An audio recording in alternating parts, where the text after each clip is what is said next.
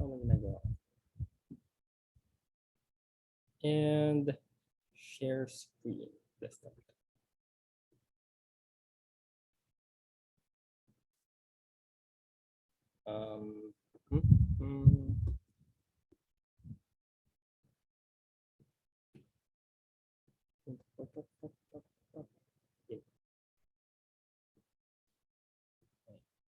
Then yung chat.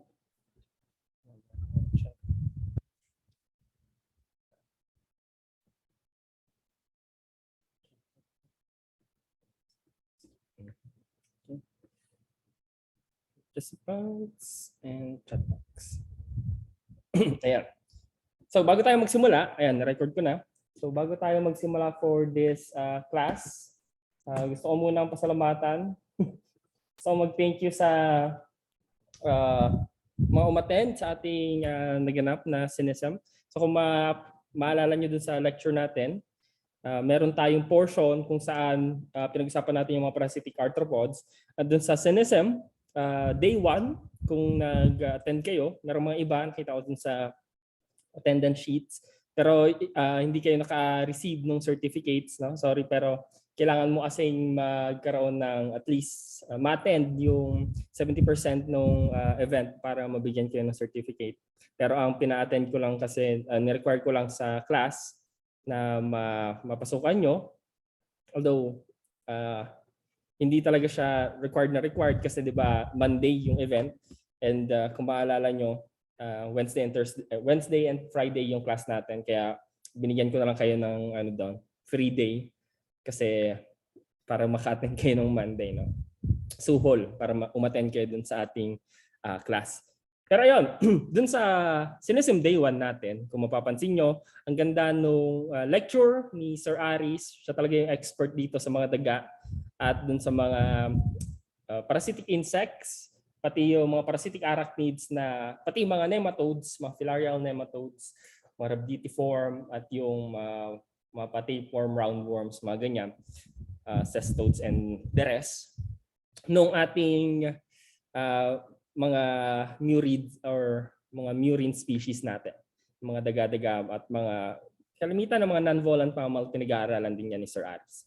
Tapos nakita nyo doon, ang ganda kasi ito talaga yung field, no? Yung deep dive kung paano ginagawa yung mga nuances ng field work when dealing with rats and their parasites.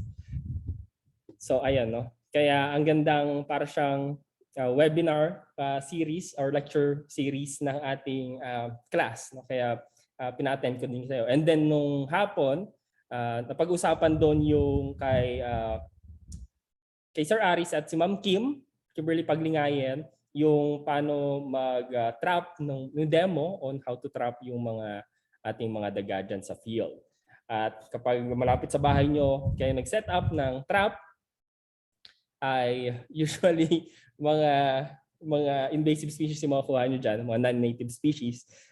Kasi ganun talaga yung range ng mga yon. Usually, mga invasive species, mas malapit sila dun sa mga humans kasi yun yung promotor ng mga invasive species na yan.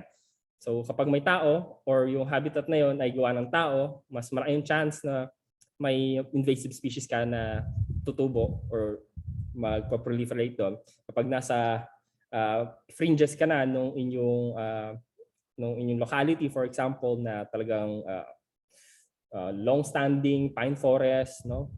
Primary, secondary growth forest yon. Siyempre, mas maganda yung mga primary growth forest. Doon ka na mas makakita ng mga yung native talaga dito sa bansa. Ang ganda ng mga kulay nila, ng mga fur color nila, no? Although daga pa rin to, so baka ayaw pa rin ng iba sa atin kasi mga daga nga. Pero ang cute ng mga small mammals na to. At ang ginawa din namin nun sa pulag, sama din namin si Ma'am Kim noon, ay tsaka si Ma'am Boanan, Dr. Boanan, nag-set up kami ng mga camera trap, no? Sana magamit nyo kapag nag-thesis na kayo. Kasi meron tayong mga camera trap dito na merong infrared sensors at ika-capture nun, no? Kapag may movement or may mainit na bagay na tumawid dun sa camera, mag-on siya tapos i-capture niya. Ang cute yung mga na capture naming mga, although may isa, dalawa lang ata yun na na-trap ng camera trap. Na napicturehan ng camera trap during the night. Oo. 'Di ba kung maalala niyo yung kung napanood niyo yung sa BBC, parang gano'n, no? Yung meme na during the night na-capture nila yung isang pig at yung predator na yon nag-walk together after a day of acting with the camera ng Nat Geo or BBC, something like that. But anyway, yun, no? Punta na tayo dun sa ating lecture for today. Sana nakikita nyo siya. This is your Phylum Platyhelminthes or your mga flatworms natin kung tawagin. Diba? Kita nyo ba?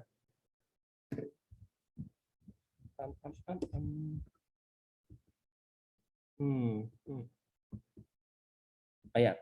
So yung ating Phylum Platyhelminthes, ito yung ating lecture for today. Itong phylum na to ay compose ng tinatawag nating mga flatworm, kaya platyhelminths yung tawag natin sa kanila. Mga helminths, mga worms, di ba? Kaya platyhelminths, flatworm. At itong mga flatworm na to, they have well, kung babalikan nyo yung inyong Zoo 111, they have at least they have no uniquely defining characteristics. More or less, yung mga characters na makikita natin sa kanila ay mga synapomorphies. Pag sinabi natin synapomorphies, ito yung mga characters of your that is present in your ancestral species.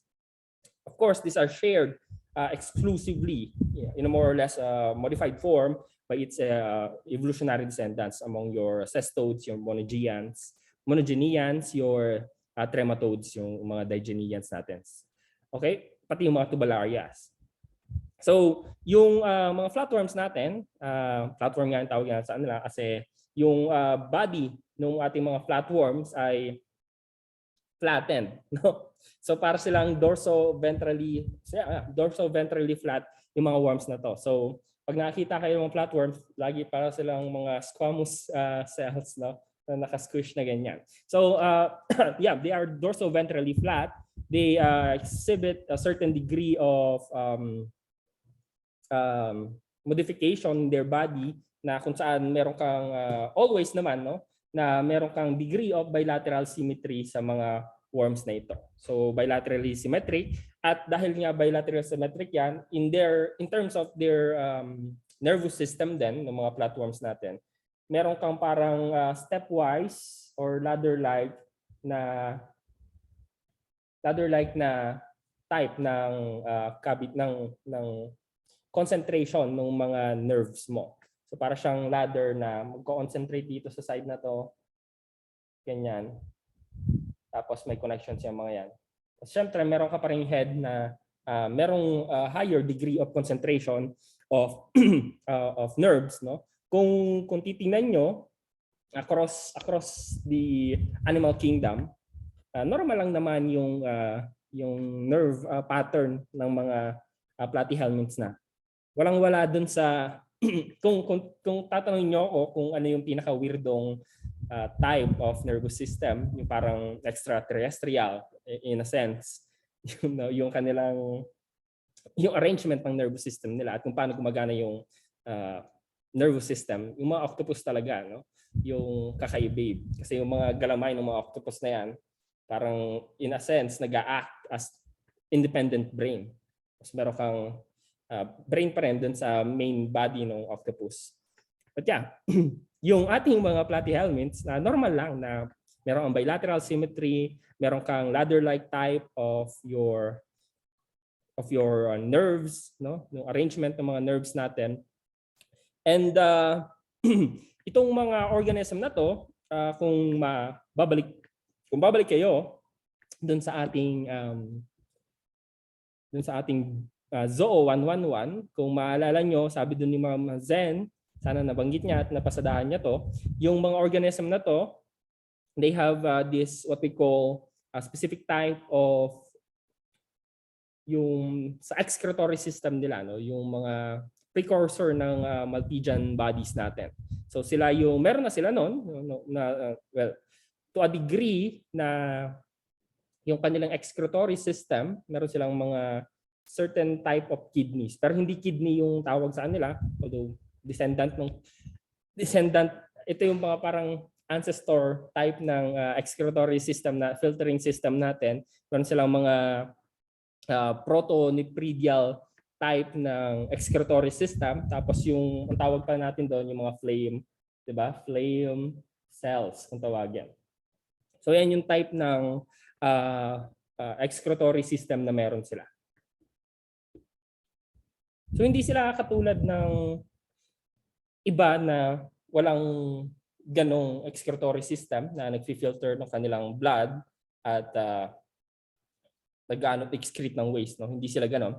Yung iba din sa mga organism na to, meron silang degree. For example, sa mga tubularians natin, yung mga flatworms natin na free living, meron silang degree of organization dun sa kanilang digestive system, no? Pero yung mga tubularians natin, usually incomplete lang yung digestive system nila. So, but most of yung pag-uusapan natin, ng mga parasitic na organism natin, completely they lack yung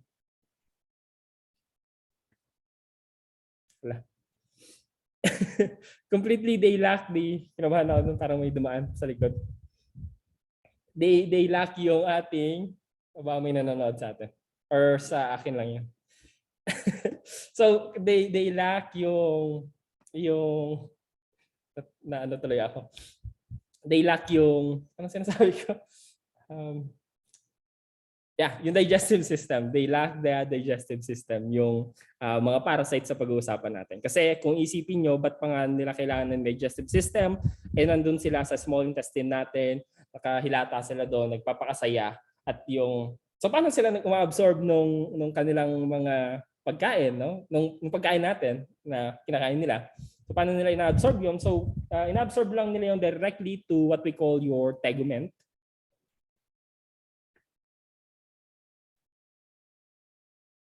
So essentially yung yung body build ng mga flatty helminths ay hindi sila flat dahil gusto nila, hindi sila flat dahil due to accident, no? Flat sila for purpose. Kasi kung isipin nyo, yung mga tegument na to, yung outer covering ng mga platyhelminths natin, maninipis, at inaalaw niya, no, dahil mga maninipis silang ganyan, at didikit lang sila dun sa small intestine mo, yung mga pagkain na nagpa-pass through, dissolve lang yan. No? Parang i-absorb lang nila yan through their tegument, through their body covering. At ang kakaibahan sa mga tegument ng ating mga platyhelminths, meron pa silang, kung isipin nyo, ito yung body, yung wall, yung outer covering ng tegument mo, meron kang mga parang microcilia na nandyan. So para silang, kung isipin nyo yung structure din ng small intestine natin, parang gano'n. No? Meron kang mga microvilli na in-increase yung surface area ng inyong katawan para ma-absorb ng nutrients. And essentially, ganun din yung tactic na ginagamit ng mga platyhelminths natin. Kasi nga wala na silang use for digestive system. Yung mga parasitic representatives. Okay. So next, So let's just have a lecture outline of our lecture for today. So kung mapapansin nyo, ang lecture outline natin ay napakasimple. This is a rundown of the different class under your platyhelminths. You have your Tubellaria, Cestoda, Monogenea, and Trematoda.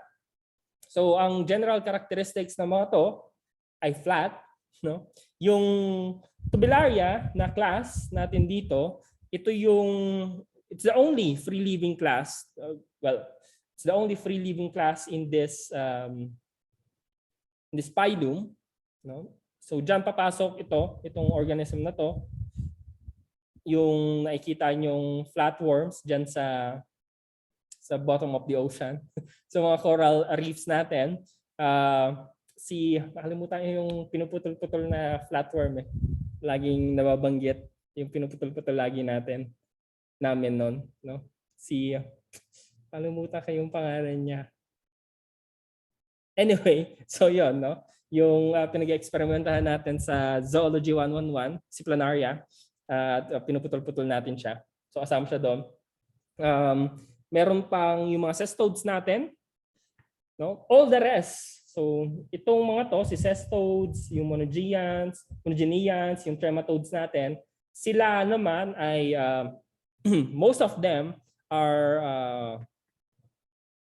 parasitic in nature. So ibig sabihin yan, yung focus ng ating lecture for today ay sila lang, no? At sisimulan natin for cestodes, and the next week kumpletuhin na natin si monogeneans at yung trematodes natin. So for now, tatapusin natin yung class Cestoda natin. So yeah.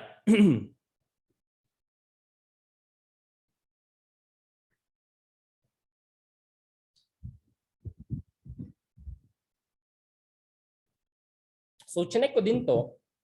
Pag tinignan nyo sa Catalog of Life, yung ganito pa rin naman, accepted na to, itong ganitong klase ng phylogeny ng ating mga platyhelminths, accepted na si Cestoda, monogeneans, trematodes, at yung mga tubularians natin na as a class under your platyhelminths. At hindi naman na siya up for debate for today, no? Hindi ko na siya in-update. Kasi ganyan na ganyan din yung makikita nyo sa Catalog of Life. Pero yung sa insects, yun, in-update ko ng konti. Yung mga insects and ticks. Pero dito, as in, pag tinignan nyo sa Catalog of Life, sira paling 4 yung class under your platyhelminths, and yung majority of the organisms na meron is under your cestodes. Yun ang maganda kay Catalog of Life. Kapag tinignan nyo yung isang group, maglalabas siya ng parang metadata or yung mga graph nung group na yon. Tapos ipapakita niya yung percentage ng cestodes, ng trematodes. Kaya I suggest you can go to that, no? Puntahan nyo lang kapag tinatamad kayo sa buhay. Gusto nyo malaman yung mga percentage of different species or different groups ng organism. Kaya din confidently sinasabi ko lagi na si insects, ganyan, may confidence ako pag sinasabi ko yun kasi yung Catalog of Life is a good database that you can use kapag tinitignan nyo yung mga percentage ng mga organism under that certain phylum, under that specific na class, no? So yeah, yung mga tubularian flatworms natin, sila lang yung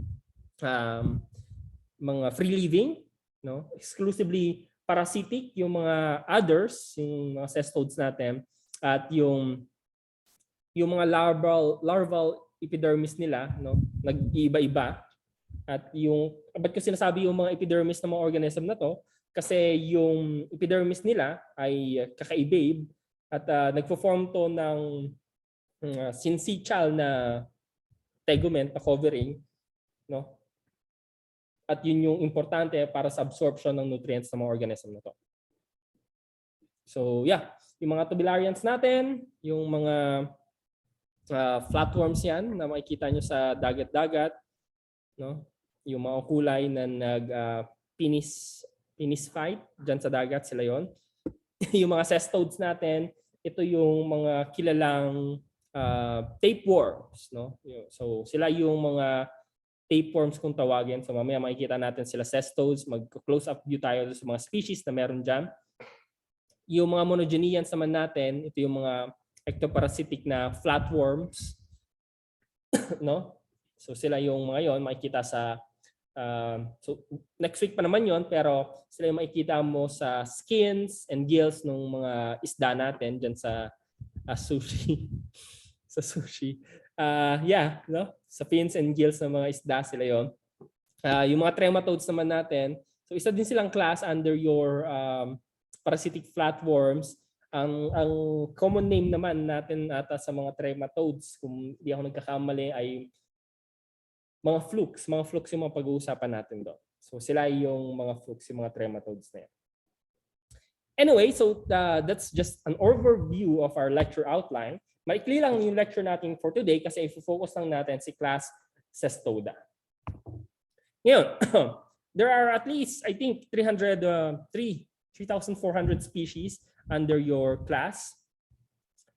Yung defining characteristics ng ating mga cestodes ay titignan mo unang-una dun sa ulo, sa katawan, at dun sa digestive tract na wala na sila. So, meron silang tinatawag nating scolex. Yung scolex na to, wait lang, ilabas na natin lahat. Tadan, tadan. Ayan.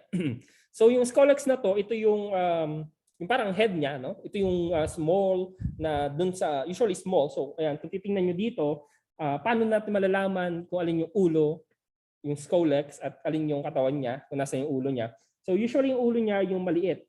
So, andyan yung scolex niyan. Ito, siguro andito yung scolex niyan. And then, mas malaki yung mas older na portion kasi ang division nito mula dito, no? Mula dyan, and then papunta, pababa, paglaki ng kanilang mga proglottids. So, yung scolex, balik tayo kay scolex, ito yung small anterior portion or yung ulo ng iyong parasites, ng flatworms natin na to. So, bakit natin tinitingnan lagi yung scolex? Makikita nyo at sa laboratory portion nyo din, yung scolex ng mga flatworms natin ay kakaibabe in the sense na yung presence ng mga suckers at ng mga hooks na nandun sa scolex ay magagamit natin for taxonomic identification, mapa genus, mapa species level ng mga organisms natin. At yung makikita nyo mamaya, at yun siguro kailangan nyo nang i-practice para ma-say nyo na expert kayo. Magiging confident enough na ma-distinguish yung mga species ng mga to. So, paano nyo mapapractice to sa medicine? Bala na kayo. No? Ang alam kong expert dito ay yung mga medtech natin at yung mga laboratory technicians natin na tumitingin talaga dun sa poop ng fecalysis, no?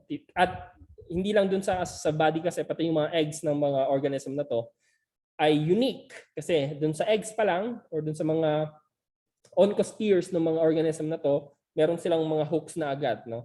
Or yung mga larval forms ng mga worms na ito. So yung scolex, yun yung head, yung proglottids naman, ito yung division nung entire body into what we call segments, no? Each segments, parang kung isipin nyo, yung sige, gamitin natin yung sa Zoo 111 nyo, yung parang yung sa jellyfish, meron kang strobila, no? Meron kang mga strobila of tapeworm.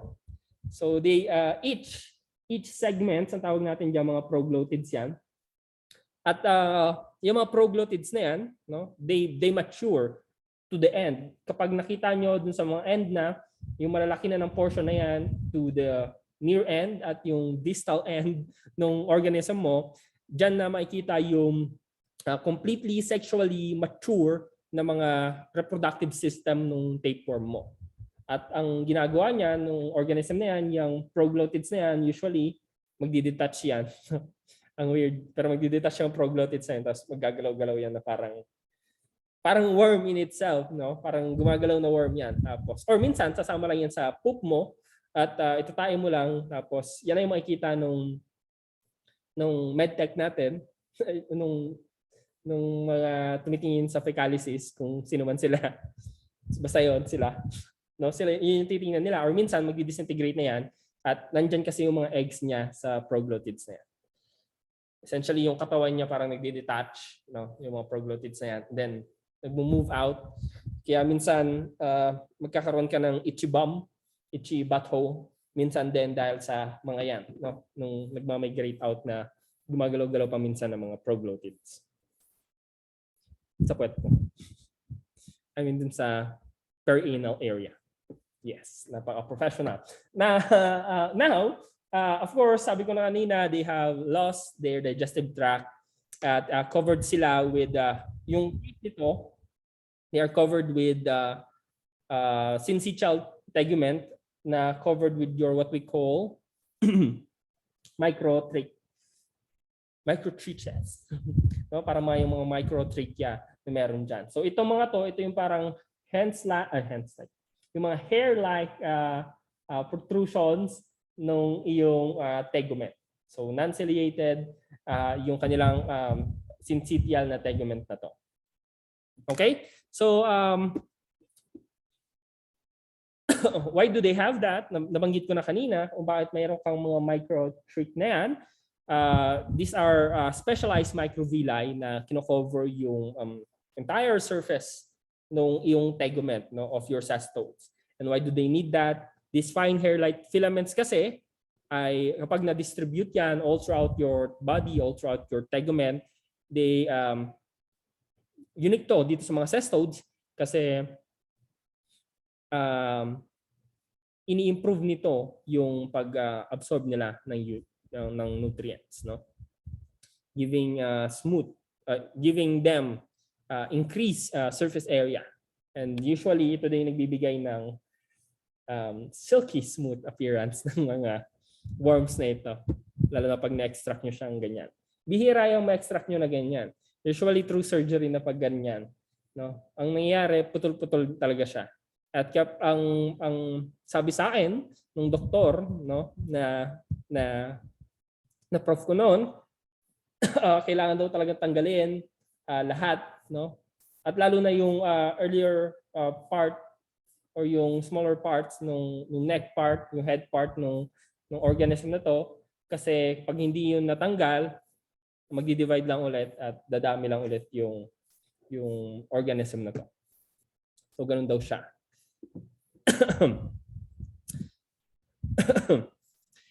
So yeah, they are flat, no? They are flat worms, they are tapeworm kasi kung titingnan niyo sila, mukha silang duct tape, no, scotch tape na nandyan sa inyong tiyan.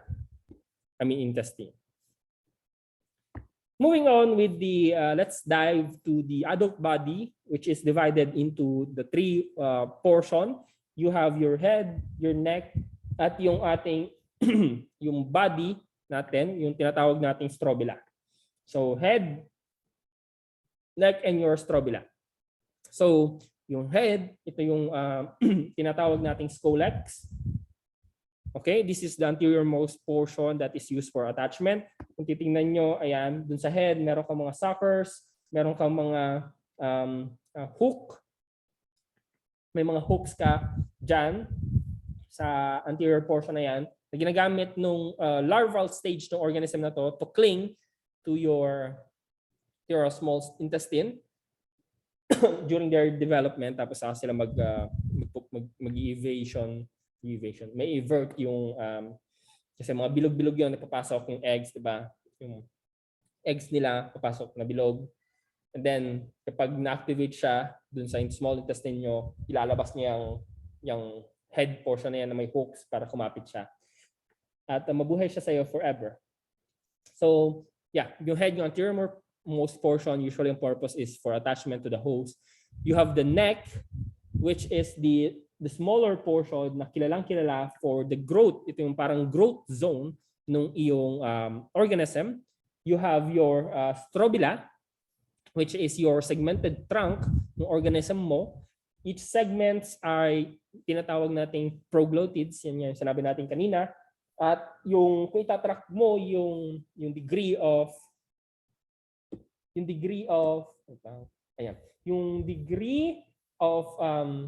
maturity, no, or sexual maturity ng organism, dun sa distal portion, dun yung mas mature, sa mas malapit dun sa neck, dun sa growth zone natin, no. So pag ganyan kasi yung pag-grow niya, yung malapit dun sa neck, yun yung mas bata. Okay? Na proglottid natin. So in terms of reproduction, each proglottids have it's sexual, no? They exhibit sexual reproduction, although yung mga proglottids natin, they are simultaneously hermaphrodite. Each proglottids have the male and female portion of your organism. So ayan, meron silang ovary, meron silang testicles, at usually ang nagjo-join yan, meron kang tinatawag nating genital pores, no? So in the larval form of your tapeworm, no, once meron kang tinatawag na in terms of your different methods of scattering eggs, no, meron kang pwedeng, sabi ko kanina, pwede siyang through directly yung eggs mo, no, yung proglottids mo containing the egg, magdi-detach, no, apolysis, pupunta dun sa puwet mo, and then magdi-disintegrate yung proglottids, andun yung mga itlog, ma-release sila dun sa soil, and then kakainin ng pig yung soil or nung pinsan ko yung soil. Ayun. May infection. So yun, yung isang pwedeng mangyari, no? Through eggs, meron din silang usually in terms of scattering ulit, meron kang mga tinatawag nating oncosphere larva. This is the larval form of your tapeworm na once it is ingested in the intermediate host. So pag titingnan nyo yung mga oncosphere larva, mga parang itlog lang din sila, no? Pero meron kang nagde-develop na dun sa loob na worm. Usually may mga ganyan, smiley face. Ay, wala to. Meron kang mga hooks na makikita nyo. So kapag pumunta kayo sa website ng CDC at dun sa mga books nyo, yung mga organism na to, yung kanilang oncosphere larva, yung bilog na yan, meron kang nagde-develop na larva sa loob na may mga hooks na minsan, depende sa species. Okay? So minsan din, aside from having an oncosphere larva, which is the larval form of your tapeworm, usually during their stage na nasa intermediate host sila, yung ating mga tapeworms then they have your what we call cysticercus na larva ulit, no, or cysticerci. Yung mga cysticercus na to, ito yung larval or cysticerci, ito yung larval forms din nila, no? So para silang may metamorphosis din, no? Nakakaiba. Pero yung cysticercus na to, so say for example sa tain, may degree of variation, no? May mga ibang ang itsura ay parang ganyan na larva, no? Ganyan na may mga protrusions ka, no? Meron din naman na yung cysticerci nila ay pabilog din, no? For example sa mga taenia natin, Taenia solium, Taenia saginata, yung cysticercus niya ay may scolex na nasa loob. So parang ganyan, no? May scolex ka na nasa loob. At kapag napunta na siya sa loob, mai-evert yan, magiging siyang ganito yung itsura nung ayan, lalabas yung scolex. So mga ganyan yung mga cysticercus natin. Pero usually sa ibang mga organism, parang free living na mga larva yung makikita nyo na gumagalaw-galaw. So mga ganito na cysticercus yung makikita nyo dyan. Okay? So itong mga oncosphere larva natin, yung mga cysticercus natin na to, ito yung larval forms ng mga worms natin that usually hatches and penetrates the intestinal walls or usually encyst in your muscles, no? Once you ingest yung mga intermediate host natin. No? So yung mga yan ay importante for their method of reproduction. Your oncosphere, your cysticercus, and of course your eggs too. And syempre, needless to say, meron tayong mga adult worms na matatanda na nagpo-produce ng mga proglottids. Ayan, may pumasok pang isa. Ilan ba tayo ngayon sa... Ayan, medyo konti lang yung participants natin. Oo, baka ano pa sila, busy pa sila. May recordings naman, no? Anyway. So, once na. Ayan, on time pa naman tayo. Ang daming introduction. Punta na tayo, mabilisan na ano to, parang the price is right. Puntahan natin yung unang example natin, the Hymenelepis nana. Yung Hymenelepis nana natin, this is the small, ang tawag natin sa kanya, ayan pala. Hello? Ayan. Ang tawag natin sa kanya, it's the dwarf tapeworm, no? Kasi maliliit lang to. Usually, ang size ng mga Hymenelepis nana natin is 15 to 40 millimeters in size. They range in that. So maliit lang talaga sila. They are the dwarf tapeworm kung tawagin. At alongside with Hymenolepis diminuta, sila yung nagkakos ng tinatawag nating Hymenolepiasis. So, Hymenolepiasis.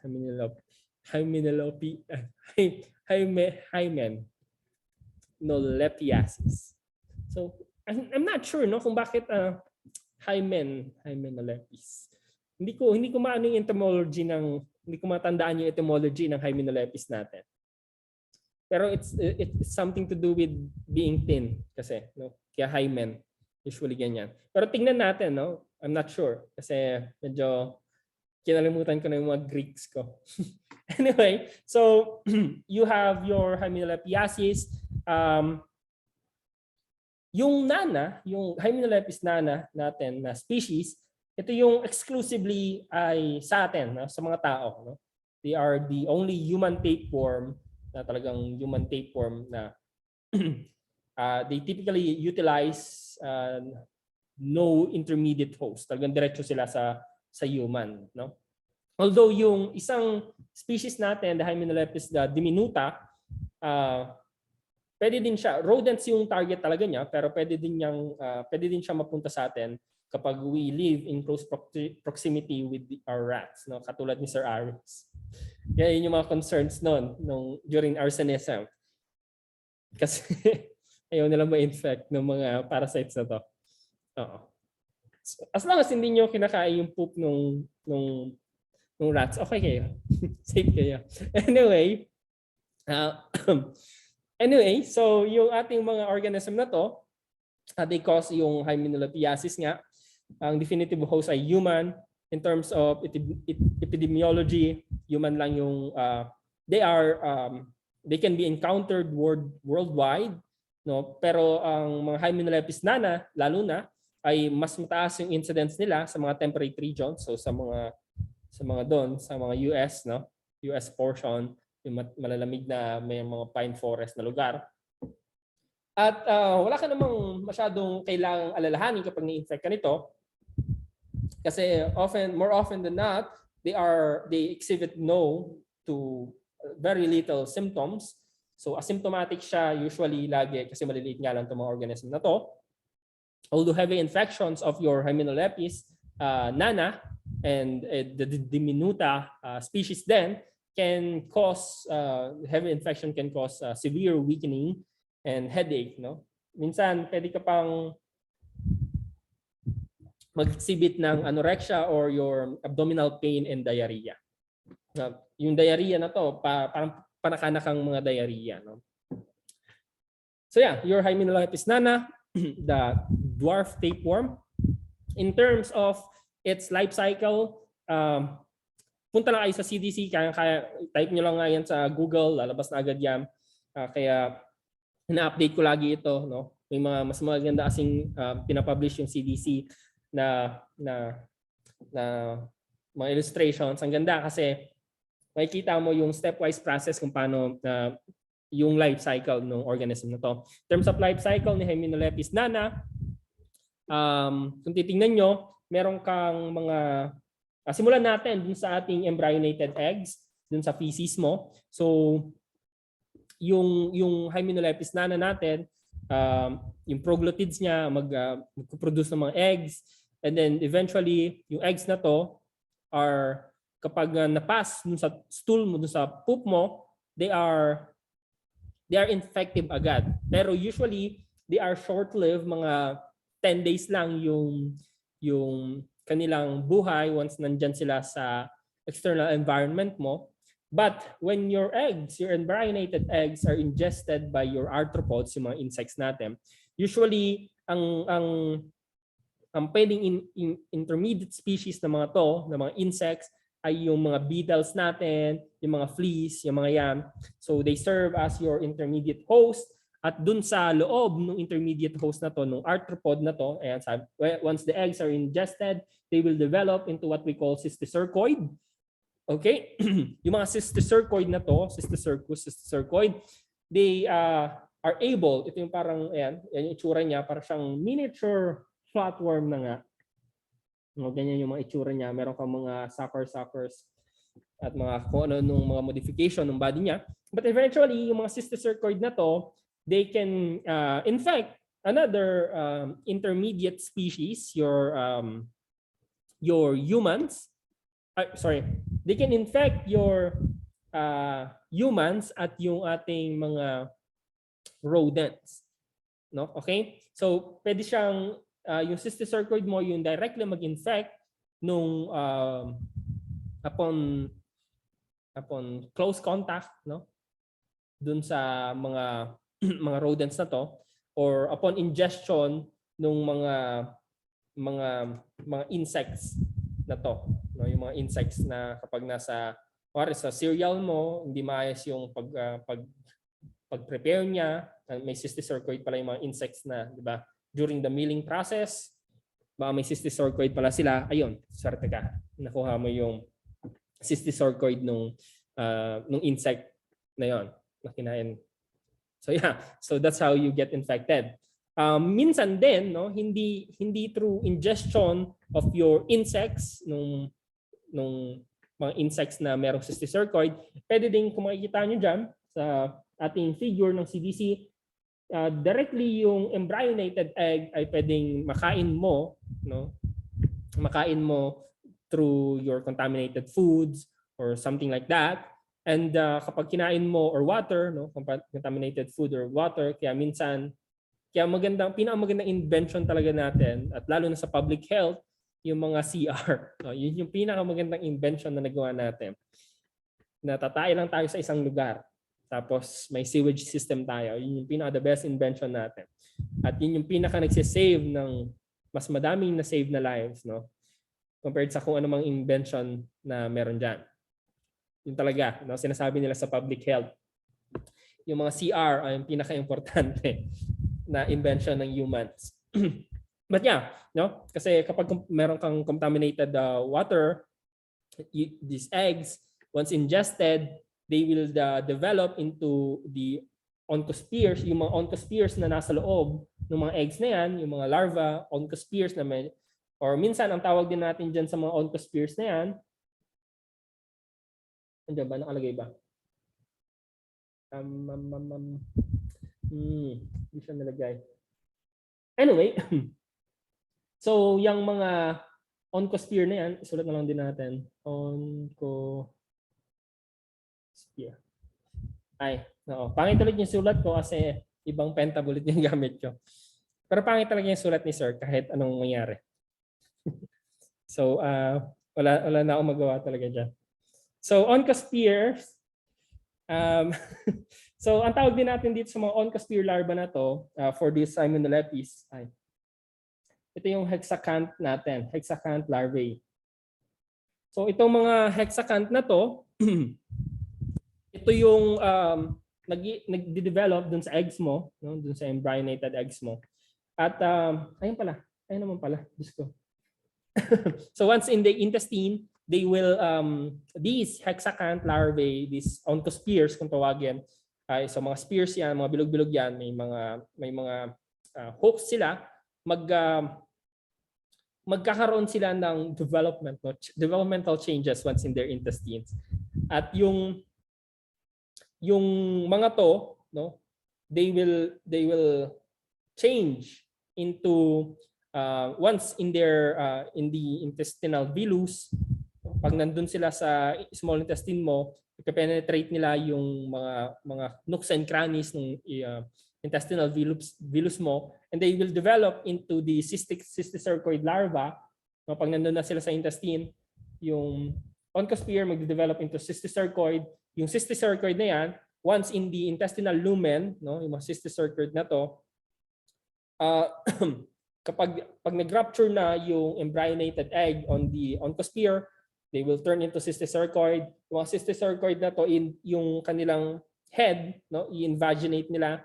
Tapos yung with their scolex, yung mga scolexes na to, dahil nga may mga hooks, doon na sila kakabit sa ating intestinal mucosa. And then of course, they will develop into this long tapeworm, this long flat-like organism inside your intestine. At usually yung mga adults natin na to ay makikita mo dun sa lower portion ng intestine natin, sa ileal portion ng ating small intestine, no? Yeah. So once in the smaller in the ileal portion of your small intestine, ayan, so kapag nandun na sila, they will develop and in the neck portion, di ba, dun magsisimula yung pagkakaroon ng individual proglottids. So magmamature, magdi-divide. Kaya mahaba sila ng konti, although maliliit yung mga organism na to, for this case. So magmamigrate hanggang mahaba na silang paganyan. At once na dun sa ideal maturity na yung isang proglottids, magdi-detach yan, no, magdi-detach yung mga yan, tapos yung proglottids mo na to magdi-disintegrate, pwedeng dun na mismo sa small intestine to release the egg, no, or pwede siyang ma-release pa dun sa stools mo, dun siya magdi-disintegrate kapag tinae mo na siya. So alternatively, ang problema din ng mga organism na to, yung chances of auto-infection. Kasi kapag yung mga proglottids na yan, so kung makikita nyo, kapag dun pa lang sa small intestine, nag-disintegrate na siya, yung mga eggs nito pwedeng at yung eggs na merong hexacant, embryo, yung may mga oncosphere, pwede silang mag-penetrate ulit dun sa intestinal villus mo, no? Tapos, ayun sila, magde-develop na naman sila into your another adult tapeworm, kaya no auto-infect ka, no? Although may pangit yun sa organism kasi kapag sobrang dami na nila, no, dun sa small intestine mo, may competition na. Okay? Kaya yan. So eggs can be released through the genital atrium. May mga pores sila dyan. Pero usually yung gravid na proglottids natin ay magdi-disintegrate at mag-release. Para pala silang fungi, no? May mga spores na gano'n. Although mas dugyot tignan. Magical kasi dun sa mga fungal spores. Tapos dito. Anyway, punta naman tayo kay umiinit na. Hymenelepis diminuta. So si Hymenelepis diminuta, ito naman yung tinatawag na usually 20 to 60 millimeters lang yung size, centimeters yung size ng mga organism na to. At they are called the cestodes or the tapeworm of your rodents or your rat tapeworms kung tawagin. So infrequent yung kanilang infection sa atin, pero they can also infect us, no? Most of them ay kita nyo talaga sa ating mga rats. So ganito naman yung kanilang life cycle. You have your eggs that are in your feces. Pag na-ingest ito ng arthropods mo na intermediate host, yung isang species na talagang intermediate host ng arthropod ng Hymenelepis natin is yung, so this is the most common na si Tribolium. Yan yung genus ng mga arthropod species na talagang exclusively sa kanila. Okay? So ayan siya, ito siya. Yung itsura niya. So may egg ka na nasa feces ng definitive host mo, the rodents and your man. Kasi minsan na-infect din tayo, although accidentally lang usually tayo. So yung eggs na to, the mature eggs na may ingest nung intermediate host natin, which is your nung ating mga tribolium, no? Kapag nandun na sa organism na to, dun sa arthropods natin, they will penetrate the intestinal wall of the insect, the arthropod. They will develop in the circoid larva na naman. Ayan, we develop into this cysticerci-like organism. And then magpe-persist siya dun sa intermediate host na yan for a certain time, no, matagal-tagal. So yung ano na yan, yung insect na yan, nasa loob lang niya, no, naglalaad-laad siya kasama niya sa loob niya.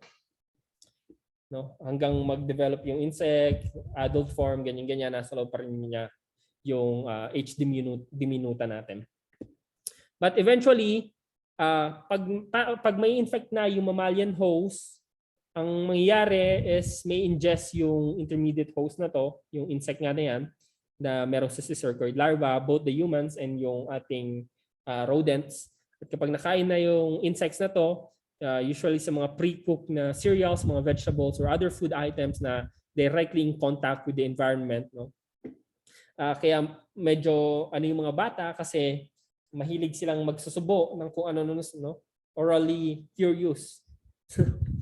Orally curious yung mga baby natin, kung ano may mahawakan nila, susubo nila, mga bobo talaga minsan ng mga bata. Hindi ko alam, no? Bakit ganun yung baby natin. Mas matalino pa yung ibang mga species kaysa sa mga baby. Anyway, no? Inaano ko yung mga baby. Sinishit talk ko sila. So, yun yung mga baby natin. Dahil nga meron silang oral exploration of the environment, directly pwede silang ma-infect ng mga Hymenoleucus natin. So, yeah. So, once yung nakain mo yung insects, yung cysticercus na yan, pupunta sa tiyan mo, lalo na dun sa small intestine mo, dun sa stomach and sa small intestine mo, yung cysticercoid na yan, mag-i-evert ulit, no? Ganun naman lagi yung kanilang scolex. Yung mga scolex nila, ilalabas lang nila yung cysticercus na to. At yung dahil nga dun sa scolex na to, magkakabit siya dun sa ating small intestine. So yung kaibahan kay Hymenoleucus diminuta, kung makikita nyo, ayan, may 4 siyang scolex. No? Ayan, may 4 na scolex. Ay, may 4 na scolex. Sorry. May 4 na suckers dun sa scolex. Grabe yun, 4 na ulo. May 4 na scolex, and then yung parasites na to, mag-attach sa intestinal walls, mag-mature after at least 20 days, and then yung once it is at least 30 centimeters in length, yung mga gravid proglottids natin magdi-detach again, disintegrate, breaking off into the adult form, in the distal end of your adults, and then these eggs will be excreted in the host feces, and again, yung eggs may ingest ng arthropod, and the life cycle continues. So yun yung mga Hymenoleucus natin. Hymenoleuciasis yung kinakos nila. Next naman is si Dipylidium caninum. Si Dipylidium naman ay mas makikita nyo sa domestic animals natin, sa dogs and cats. But with our close contact with our animal pets, the man's best friend and the cat na yung mga cat na boss natin, boss ng humans, dahil in close contact tayo sa kanila, kinikis pa natin, ganyan-ganyan, or katabi natin matulog, ayan. Tapos yung mga dogs, kinakain nila yung poop nila, mga ganong bagay, yung mga ganong dogs, hindi lahat pero may mga ganong dogs. But yeah, they can infect humans. Although rarely they infect humans, they still infect them. At ang gamot na piniprescribe natin sa infection ng mga dog and cat tapeworm is yung praziquantel at yung niclosamide. So yan yung lagi nyong ibibigay na gamot. So ganito yung itsura ng kanilang mga itlog-itlog. So tingnan natin yung itsura ng organism mo. No? Deep dive tayo. So each segment ng proglottids mo, meron kang 2 sets of your male and female. Tapos yung 2 sets ng male and female na yan, ayan, kung makikita nyo, they have your genital pore right there on each side. So aside from that, having a genital pore on each side, they also have a scolex na meron kang retractable na tinatawag nating rostellum. So ito yung head portion mo, meron kang retractable hooks na nandyan, called your rostellum. So itong rostellums na to, meron siyang several horns or parang mga rose thorn shaped na hooks within those rostellum. So may mga hook-like dyan. Ginagamit niya for attachment. So in terms of life cycle, tingnan na natin agad. Ayan, kung makikita nyo, yung Dipylidium caninum natin, the common dog and cat tapeworm, but occasionally pwede tayong ma-infect, has many common name, no? Minsan ang tawag dyan ay flea tapeworm, dog and cat tapeworm, Benedict cucumber tapeworm, cucumber tapeworm, or double pore tapeworm, kasi para siyang may dalawang pore dito. Hindi ko alam kung bakit siya mukhang cucumber, pero imagination nyo na lang yung limit, no? Kung bakit siya tinawag na cucumber tapeworm. Flea tapeworm kasi usually yung intermediate host niya ay yung mga fleas natin. Now, kung paano yung kanilang life cycle, yung gravid na proglotid natin will disintegrate yung egg packets natin. Magre-release siya ng mga napakadaming egg packets, mga itlog-itlog na nakapakete ng associate para mas madali yung consumer, no? Madaling mapano sa mga consumers natin.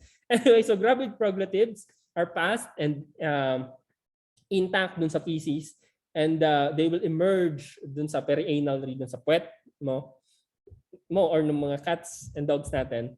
At so yan, no, mag-emerge siya dun sa perianal region of the host, at yung mga proglotids na to ay magdi-disintegrate into egg packets, and occasionally makikita mong yung mga proglotids pag in-examine mo yung mga feces ng tao or ng hayop na infect, minsan hindi completely nag-disintegrate yung mga egg packets from the proglotids. Minsan parang mga loose proglotids pa makikita mo na nandun sa poop, no? But yeah, ganito yung makikita nyo dyan sa microscope. Ganyan na ganyan. Iba lang siguro yung kulay. Medyo yellowish to poop. May poop na kulay. But yeah, eventually, yung mga eggs na to, yung mga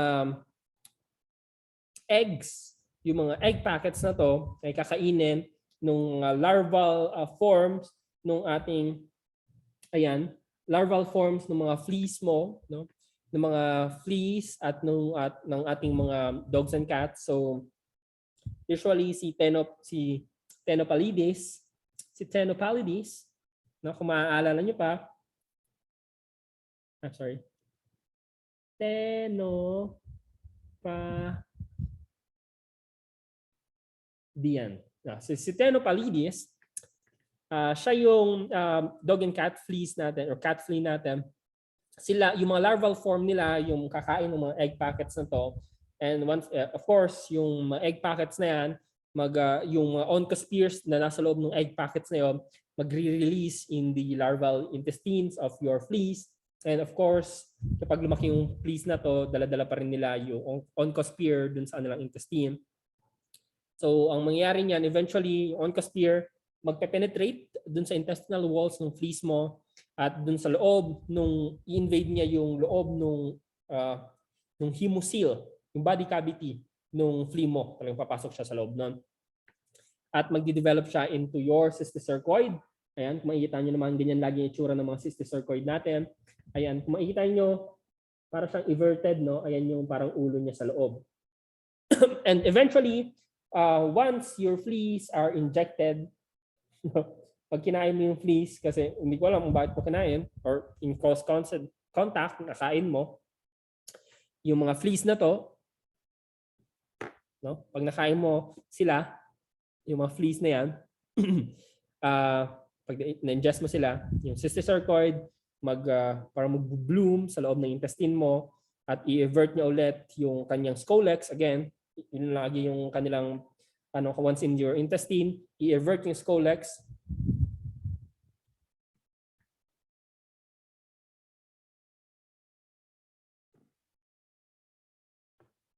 Ano sir, hindi ba? Tenopalidis. Si Tenopalidis. Yeah. Ayan. So, ang mangyayari, once in the small intestine, may invert yung scolex. At kapag na-invert na yung scolex na yan, kakabit yan dun sa small intestine mo. At dun na, magmamature from the neck. Hahaba ng hahaba. Magmamature yung mga proglottids. Ayan.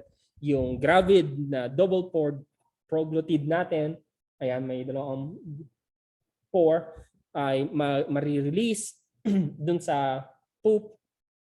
Gagalaw-galaw pa siya minsan. At yeah.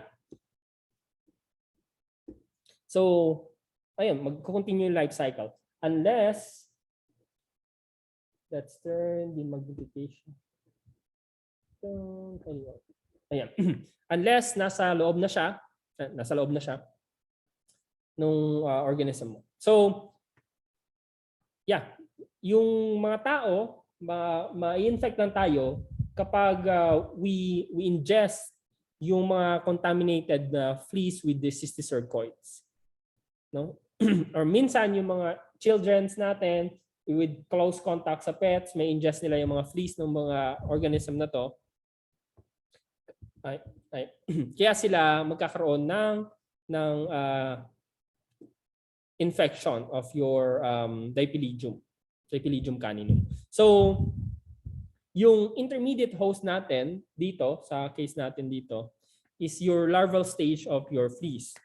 At minsan, aside from Ctenocephalidis, Ctenocephalidis, SP, the cat fleas, and occasionally yung dog louse natin, si Trichodectis, although hindi ata natin ito nabanggit. Trichodectis. Ayan. Si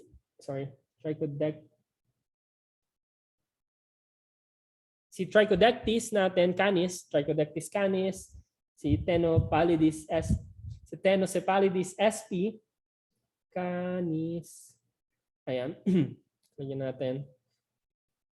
So, kapag na-ingest nyo yung mga larval stage nung sila yung mga intermediate yung mga larval forms ng mga fleas na to and these dog louse, sila yung kumakain nung egg packets na to. So yeah, common sila sa mga domesticated animals natin, sa pets natin, sa dogs and cats. Although yung human infections are rare, they can happen once we ingest the fleas nga na ano. Makikita niyo to every continent na may aso at pusa, no? So ganun yung epidemiology niya. At usually naman yung clinical manifestations ng organism nung Dipylidium natin, caninum, are asymptomatic. Yung mga pets natin siguro kapag na-infect, ang makikita nyo behavior nila is to relieve the anal stress, no? The anal pruritus.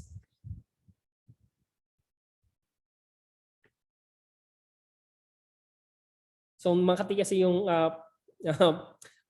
puwet nila, no? So kakamutin nila yung puwet nila, ikikis-kis nila across scrape nila yung anal region nila across grass or carpet. Tapos yun, si baby mo lang naglalaan sa carpet. Happy lahat. Happy ating karaarawan. So ayun, ganun yung mangyayari, no? Yeah. For us humans naman, we can exhibit a mild to severe gastrointestinal disturbances. Ibig sabihin, pwede tayong ma-diarrhea, ganyan. Although, ang striking features at pinaka-nakakatakot, hindi ko na kinuha kasi baka kumakain ng iba sa atin, is the passage of proglottids na gumagalaw-galaw pa dun sa puwet ng tao, no? Dun sa perianal region. At dun sa feces siguro at sa diapers, no? Makikita mo doon at sa floor, no? Covering the furniture, gumagalaw-galaw na proglottids. Hindi yun yung worm, no? Para siyang worm-like pero yung proglottids lang yun. Kaya minsan akala natin itong proglottids na to para siyang parang mga maggots na nandun sa feces, no? Or fly larvae. Pero proglottids sila nung Dipylidium natin. Okay? Next naman is yung pinaka-interesting na cestodes na meron tayo, the Taenia solium and Taenia saginata. So sila naman yung mga pinaka-interesting for me, no, na cestodes kasi ang weird ng cysticercus nila, no. Ang weird nung formation ng cysticercus. So pinag-isa ko na lang sila, si Taenia solium and Taenia saginata, para mas mabilis tayo. Kasi kung maalala nyo sa ating zoa no, pinag-iiba nyo pa yan, si Taenia solium kasi is for the pork, so mahilig sa pork and beans. Yung Taenia saginata naman, yung mahihilig sa shawarma. So yun, shawarma yun, di ba? Beef ang shawarma. Mahilig ako sa shawarma, so mas ma-prone ako sa saginata. Kapag hindi maayos yung pagkaka... Kaya huwag kayong kakain ng medium rare. Iwasan nyo ang medium rare. Lalo na pagpangit yung source ng beef nyo. Unless siguro Australian rib eye, yung mga 300 pesos sa sizzling plate. Ayun, pwede siguro yun. Pero pag yung putyo-putyo na ingat-ingat lang kayo. I-well done nyo na lang para less yung infection nyo dun sa tinatawag nating taeniasis. So, pag sinabi mong taeniasis, ito yung infection of your tapeworm. Kapag taeniasis solium, it's the pork tapeworm infection. Pag taeniasis saginata, ito naman yung beef tapeworm. No?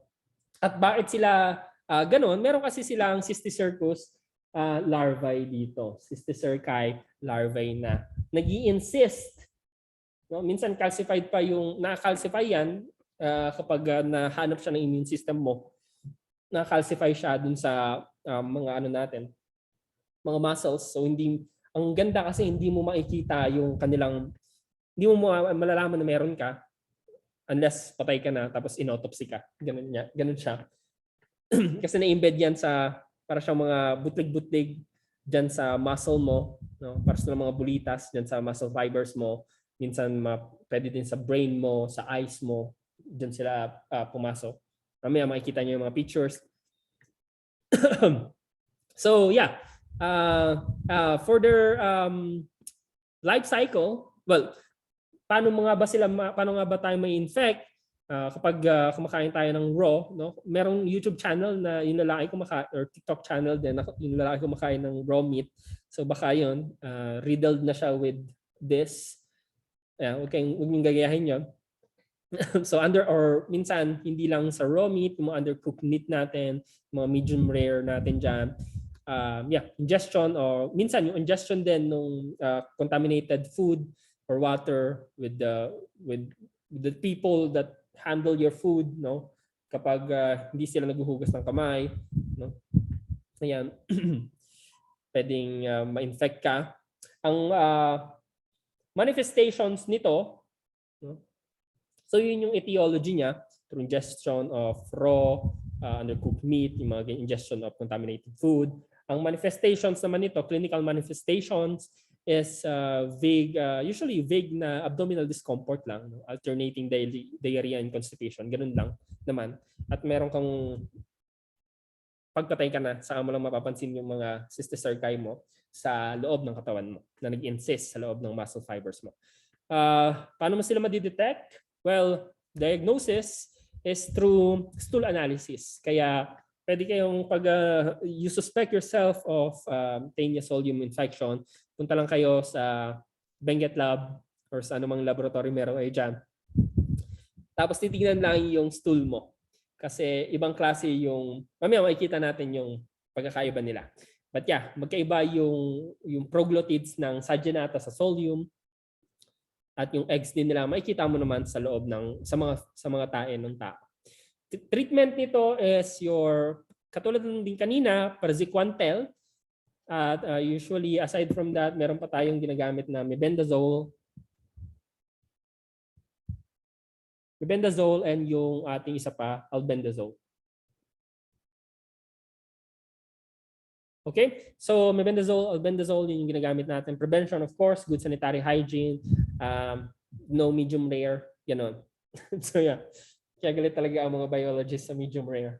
But anyway, masarap naman daw siya. Sabi ng mga French people. So, paano nga ba gumagana yung life cycle ni Taenia solium, Taenia saginata? Tingnan nyo lang to, napaka-short nung life cycle natin. Meron kang the adult again, si Saginata, the beef tapeworm, Taenia solium, the pork tapeworm, yung essentially yung mga nagsisimula yung taeniasis natin when the Taenia solium or Taenia saginata eggs is in the soil or in the feces, no? Yung mga gravid proglottids, yung mga eggs ay mapafast through your poop. Ayan, so yung proglottids and the eggs mapapass dun sa poop. Mag-hatch ito, makakain sila may ingest sila nung pigs natin, nung cattle natin, nung pigs. Kasi 'di ba, alam mo naman, oh shucks. Alam mo naman yung mga pigs natin, talamak na copropagus yung mga yan. Ibig sabihin kumakain sila ng poop. Kaya siguro yung ating mga Muslim brothers ayaw nila ng pork kasi copropagus. Although hindi, nasa Quran yun. Kung bakit bawal ang bawal din siya ata sa Jewish kung maalala ko sa Jewish religion yung kasi sa anong tawag yan? Sa Torah naman, although yung pigs hati yung di ba yung hooves niya, pero something to do with the lifestyle of your pig. Anyway, so i-research na lang yan. Bawal din kasi sa ang tawag dito. Kosher din kasi kapag bawal din paliguan yung bawal kang kumain ng meat na binabad mo or pinaliguan mo sa milk ng nanay. Kosher yun. Mga ganun. Anyway, so yeah, beef and pork, no? Mga ganyan. Ayan. So happy sila. Happy yung mga taong yun kasi hindi sila kumakain ng pork and beef, mga ganyan. Yung mga Indians natin hindi kumakain ng beef kasi sacred yung cows, no? So safe sila to this. More or less, no? Tayo naman na kumakain ng ham, yan. Pwede tayong ma-infect ng Taenia solium or Taenia saginata natin. So again, yung oncospheres, once nakain yung infected vegetation, no? Yung oncospheres na nandun sa mga embryonated eggs natin mag-hatch, invade yung intestinal wall, mag-migrate itong so papasok siya dun sa intestinal wall yung oncosphere na to. And then yung oncosphere magma-migrate dun sa mga striated muscle fibers natin. Sa muscle fibers natin, sa brain natin, siguro kung pass through siya dun sa blood-brain barrier natin, sometimes they do, they will develop yung mga oncosphere into your, so oncosphere magde-develop into your cysticercoids. Yung mga cysticerci na to, mag-i-invaginate sila dun sa intestinal, mag-i-invaginate sila or mag-migrate sila dun sa muscle natin, tapos magkakaroon sila ng casing, no? Tapos yun, mag-isang dormant for at least several years hanggang makain yung organism na to ng humans. Okay? Kapag kumain tayo ng undercooked meat or ng raw meat, ayan, yung mga cysticercoid dun sa meat, magde-develop siya into your magde-develop siya into this mature. Ngayon, paano tayo magkaka-cysticercus na infection yung may sa muscles natin? Ito kasi sa pigs to, sa muscles ng pigs, baka nalito tayo doon. So, paano tayo magkaroon ng cysticercus kapag ang nakain naman natin ay ito? No? Pag na-shortcut natin. No? Kapag hindi siya dumaan dito, sa loob natin magkakaroon ng mga bulitas, no? Mga bilog-bilog, parang BB bullet, BB gun, BB pellet. So yun yung weird sa kanya. So sila din yung pinaka-interesting kasi sila yung nagfo-form ng mga cysticercoid cellulase natin, cellulose natin, yan, ng Taenia solium natin. At ang weird niyang tignan, kapag na-infect ka ng cysticerci na to, I mean kapag nag-form ng cysticerci sa loob mo, ng katawan mo, Kasi sila ay pwedeng mag-form ng neurocysticercosis, which in your, pag na-shortcut natin yung life cycle niya, yung infected eggs yung nakain natin, may chance na mag-develop yung embryonated egg into oncospheres, mag-migrate dun sa intestinal lumen natin, punta sa bloodstream, mag-migrate sa muscles natin, mag-form nung, or minsan sa brain natin, mag-form ng cysticerci dun sa central nervous system natin. That's your neurocysticercosis. So yan yung pinaka-common na brain infection worldwide. So ayan, makikita mo na lang kapag patay na or through MRI nung organ nung tao through autopsy. Makikita mo nyo din siya dun sa ayan, sa X-ray. Makikita nyo ayan, kasi minsan nakaka-calcify itong mga to, kaya nagpapakita sila sa X-ray mo. Ayan, yung mga bulitas na yan sa mata, sa lungs mo, makikita mo din siya, at dun sa heart mo, makikita mo din siyang paganyan. Okay, mga bulitas-bulitas. So yan, masarap. Sarap siyang tingnan. Kaya medium rare pa more. Ngayon, ang interesting din sa kasi dito, kung pupunta kayo sa may mga Egyptian mummies din, no? Na nakita nila na may riddled with this taenia, no? Merong taenia infection din. So yan, ang cool na kahit na mummified ka na, meron ka pang taenia infection. Anyway, so moving on, let's compare and contrast the two. So malapit na tayo, no? Malapit na tayo matapos. Let's compare and contrast the two species that we have here, Taenia solium and Taenia saginata. So in terms of defining characteristics of these two, ito lang siguro yung makikita nyo talagang kailangan yung malaman. So ito, yung scolex nila, tingnan nyo yung ulo, yung Taenia solium, Taenia saginata. Yung scolex ng Taenia solium are globular in shape. Ayan. Globular in... Paano i-undo? Yung. So, globular in shape, pabilog yung shape ng scolex. You have outline of 4 suckers right here.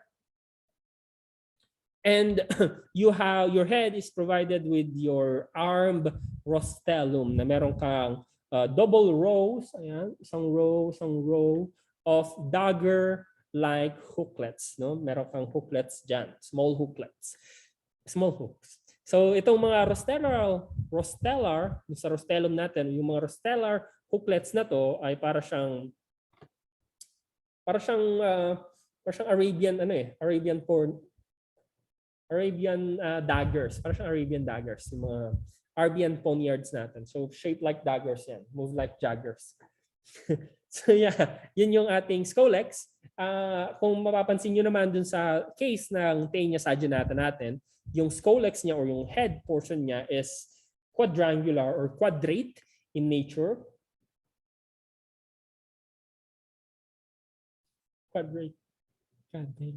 Quadrate in nature. So quadrado, which have 4 circular na suckers na nandyan. So yeah, wala siyang rostellum na present, no? Absent ng rostellum for the case of your scolex ng Taenia saginata. In terms naman ng mga gravid proglottids natin, kung mapapansin nyo yung Taenia solium natin, you have at least just in the range of 7 to 13 lateral arms of your uterus. So meron kang ilang arms lang dyan ng uterus mo. Sa case ng Taenia saginata naman, you have multiple arms of your uterus, usually 15 to 20 lateral arms of your uterus. Bakit ko nilagay ito naman? In terms of meat, no? Kapag ang meat ay pork, Taenia saginata, Taenia solium, pag beef, Taenia saginata. So ganun lang siya ma-identify. Moving on with your Dipilobotrium latum. Si Dipilobotrium latum naman, ito yung tsura niya, flatworm din siya. So meron kang kakaibahan kay Dipilobotrium latum, meron kang parang dalawang groove dyan. At yun yung parang, instead of a sucker, they have this grooved forms dun sa nilang ayan, sa scolex nila, groove. So si Dipilobothrium latum, si Dipilobothrium latum lang yung pag-uusapan natin ngayon dito. Pero yung nilagay natin ditong life cycle is for your Dipilobothrid tapeworms. Yung mga Dipilobothrium kasi usually in synonymous sila with your with your madaming yung hindi lang Dipilobothridae, kasama na yung mga ayan pala. Dibotriocephalus at yung Adenocephalus natin. So party din sila niyan. So si D lata, si Dibotriocephalus lata, para siyang synonymous with Dipilobothrium latum. Minsan na-interchange sila kasi magkamukha itong mga to. At synonyms ng mga to in terms of taxonomy. So yeah, but recent reclassification ng mga Dipilobothrids natin, madaming na-mention. Yun nga, yung Dibotriocephalus, yung meron kang Latus or Lata, meron kang Nihon caniense, yung sa Japanese species. Meron kang Dendriticus, meron kang Balanopterae, and syempre meron pa tayong Adenocephalus pacificus. So yan, ganyan yung mga itsura nila. But essentially, they have the same life cycle kasi ang tawag natin sa mga more or less the same yung mga life cycle ng Dipilobothrid tapeworms natin kasi they use fish, no? They use fish in their life cycle. Kaya ang tawag natin sa mga Dipilobothriums natin or mga Dipilobothrid tapeworms natin, mapa Dipilobothrium na genus at mapa Dibotriocephalus na genus at Adenocephalus na genus. Ang tawag natin sa kanila ay they are the broad tapeworm kasi parang broad yung nila, suckers nila, or your fish tapeworm ang tawag natin sa kanila. So yeah, Dipilobothriasis. So paano naman gumagana yung life cycle nila? Tingnan natin yung kung paano, no? So ayan, kung mapapansin nyo, you have your eggs unembryonated from the feces of your host, marirelease in the water, mag-embryonate siya. So yung unembryonated egg, under appropriate condition, the eggs will mature, no? And will yield sa loob niya, no, ng embryonated eggs na to, yung tinatawag nating oncosphere larvae. So yung oncosphere na to will develop into coracidia, ayan siya. So yung coracidia na to, ganyan itsura niya, para siyang porcupine pero maliliit to. So yung coracidia, magiging siyang coracidia kapag na-ingest siya nung ating intermediate na so yeah, pag na-ingest na yung egg nung first intermediate host natin, which is a crustaceans, they will develop into once yung, di ba, ayan, oncosphere, coracidia, may ingest siya nung ating crustaceans, yung mga copepods natin. Kapag na-ingest na siya yung mga coracidia natin nung copepods sa loob nung first intermediate host na to, which is the crustacean copepod, they will develop into procercoid larvae sa loob na nung cavity or the body of your crustaceans. So yung procercoid larvae na to, nasa loob lang yun dyan, no? Marirelease siya from the crustacean upon predation of a larger albeit much smaller na fish species. So yung fish species na to, kakain siya ng copepod kasi ganun talaga yung habit niya. So smaller fish, kakain ng crustacean, yung procercoid, lalabas. So ayun, intermediate host na yung small fish na to. Ngayon, magmamigrate into the different tissues yung procercoid na to of your small fish, and they will develop into your Plerocercoid larvae. Ayan ang itsura niya. sa loob na nung deeper tissues of your small fish. Again, tayo, hindi naman tayo kumakain ng maliliit na isda. No? So paano tayo may infect? Ang mangyayari niyan, yung small intermediate host na to, makakain ng larger paratenic host, no? Nung ating nung mga tuna, for example, ng mga bluefin tuna or yung mga predatory pelagic na mga fish species na meron tayo dyan. At yung mga larger predator species na to, they will serve as the dahil nga kinain nila yung second intermediate host, magsiserve sila as paratenic host, pero walang mangyayaring development sa loob nila. So mag-stay lang as your plerocercoid larvae dun sa paratenic host na to, yung mga yan, no? Dun sa magmamigrate sila dun sa musculature nung larger predator fish na to. Kaya meron kang sushi. So sa sushi, sa sushi, dun sila madami. Pero who am I to judge yung sushi eater natin? Kasi mas mahaba pa nga yung lifespan ng Japanese people, di ba? Kaysa sa Pilipinas na hindi mahilig sa sushi. So baka yun yung nagpapahaba ng buhay nila, yung mga parasites na to. We'll never know. Baka gusto nyong itisis yun. Or dahil lang talaga sa ang tawag nito, health system nila. Hindi dahil kasi mahirap ipag-ano ang correlation sa causation, di ba? Ganun naman lagi. Correlation, causation, magkaibang bagay kasi yan. So, yung paratenic host, kapag, di ba, yung mga sushi kasi natin, hindi siya niluluto. Talagang fresh yan. Although, ang sarap din naman talaga niya. Pero freshly prepared yan. Siguro, to avoid, huwag kayong kumain ng mga marine pelagic. Yung mga farm siguro. Farm sushi. Although, mga ilang mga salmon lang ata yung mga ganun. Mga farm sushi, mas maliit yung chances of having Dipilobotry in tapeworms. Okay?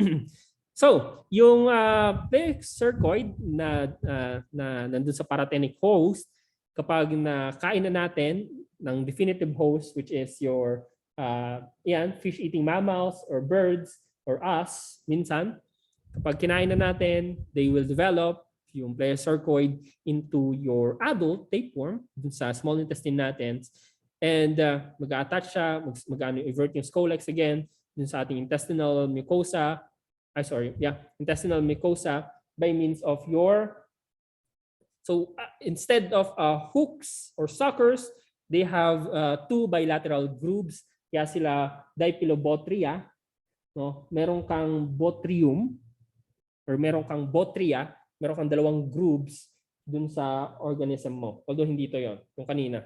Ayan, no? May dalawang grooves. Yan yung ginagamit niya for attachment ng organism mo. And yun, no?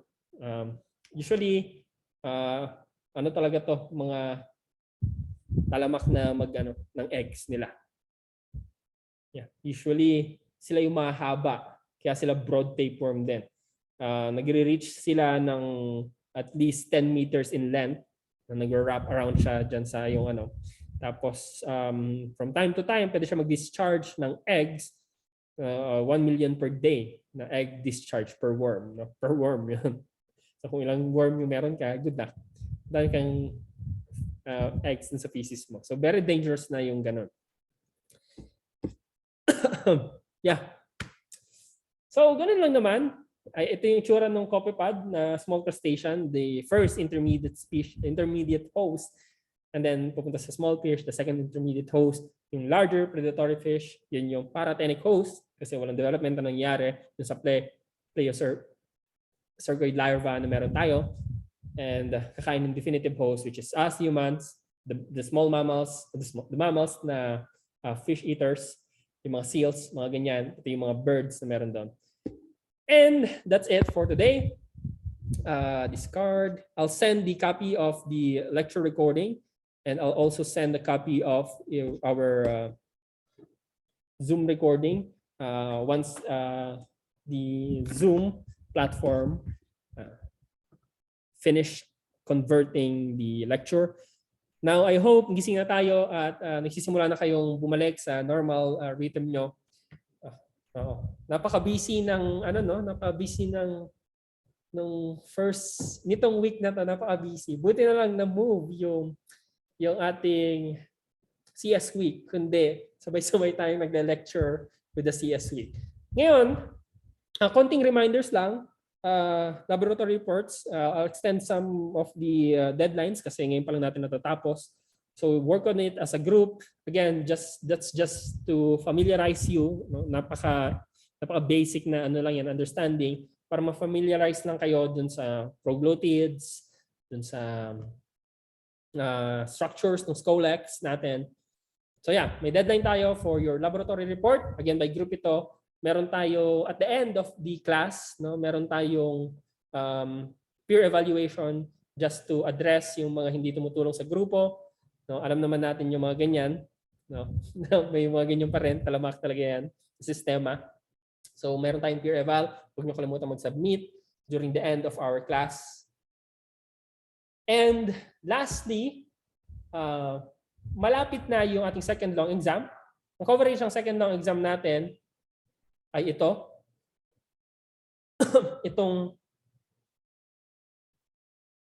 itong nematodes, itong platyhelminths natin and the nematodes na later on.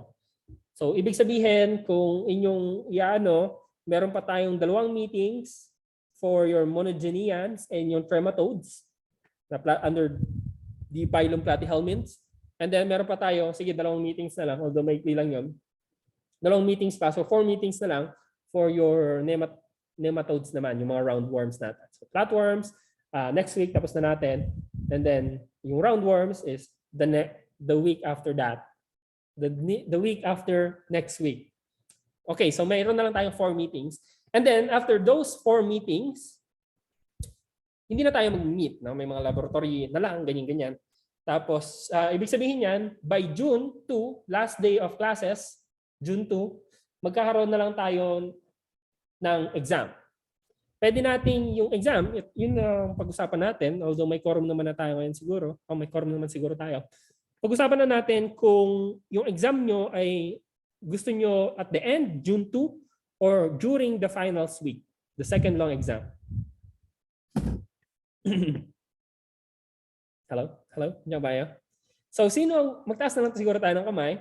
Sino sa inyo ang gusto na June 2 yung ating second long exam?